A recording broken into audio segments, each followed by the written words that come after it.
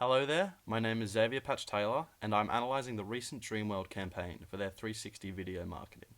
They explore new realms of immersion through this, informing, exciting, and displaying what their product has to offer in a way that couldn't be performed before. The targeted consumer for this type of campaign is slightly different to the other adrenaline-fueled advertisements out there. The campaign runs exclusively on their YouTube channel in form of a 360 view video.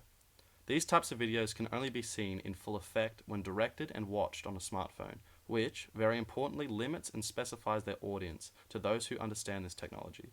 They can also be seen on updated browsers, but to much less effect. As a result, the key insight gained from understanding this target audience is rather than trying to appeal directly to Roy Morgan's conventional family life, they have adopted the look at me and young optimism as their new target. This may prove problematic, as the conventional family life more accurately reflects the type of audience seen at Dreamworld. To remedy this, the teenagers must form the initiators and influencers of the decision-making unit and prompt their families to come along for the ride. The core objective of this campaign is to raise publicity and spread the word for their new rides through a creative contemporary medium. The most applicable message strategy to this type of campaign is the generic message strategy, where Dreamworld seeks to promote the category of thrill rides over their own brand's uniqueness. This is a bold idea, but one that often pays dividends, especially when the brand in question leads the industry like Dreamworld does. It is considered as the biggest and most widely visited theme park in Australia, according to their website, IBISWorld, multiple news sources, and its annual revenues compared to the relevant theme parks such as SeaWorld, Wet n Wild, and Movie World. This renders Dreamworld as the outright market leader in the theme parks industry.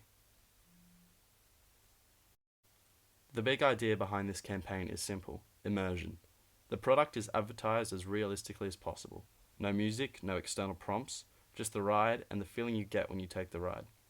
The Dreamworld brand falls more towards the quality corner of a positioning map, with quality indicated as better and prices just above those of its competitors.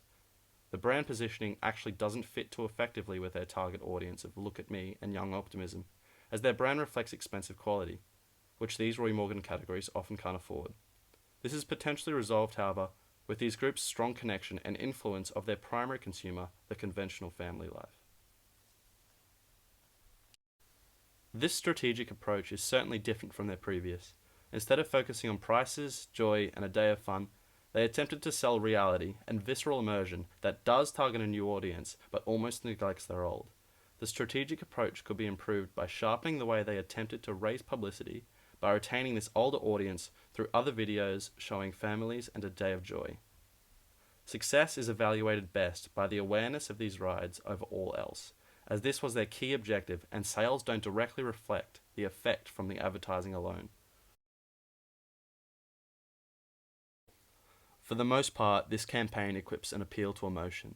The emphasis is placed on evoking emotions of excitement, joy, and accomplishment. On the FCB planning model, the purchase experience is difficult to pin down.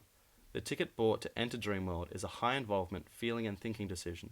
However, the decision to get on a ride is much more of an instantaneous reaction, falling into the low involvement feeling sector. The advertisement's appeal reflects the ride's involvement directly. The creative recommendation for this type of advertisement is attracting attention, and the ad definitely succeeds. This campaign doesn't really reflect the brand's personality quite like the previous campaigns from Dreamworld.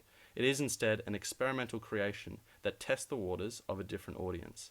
The most obvious creative technique they utilized was the use of an immersive new technology. This is a great idea. However, this technology is limited, and to broaden their creative horizons, they could utilize older camera techniques such as POV and fisheye to express the realism of the experience as well. This would also allow better access to the campaign, as they could be viewed on TV or a computer.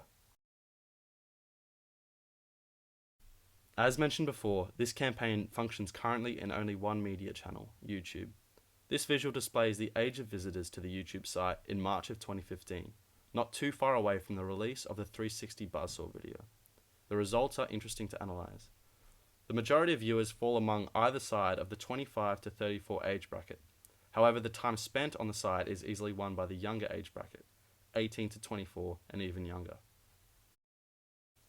According to DigiDay, the younger bracket spends on average just over 10 hours a week on this site, which slopes off towards the older ages.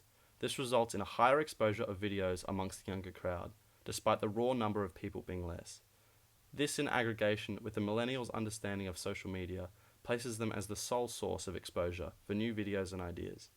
This results in the younger crowd being the prime target market for spreading publicity of a new ride. The media approach could be improved by sharpening the way they attempted to raise publicity by using more channels such as social media, television, and extensions of their videos to promote growth. Overall, the campaign is a trailblazer into a territory that I believe is effective. Dreamworld clearly needs to maintain their leader status amongst theme parks. The use of new media is a strong strategy to achieve this.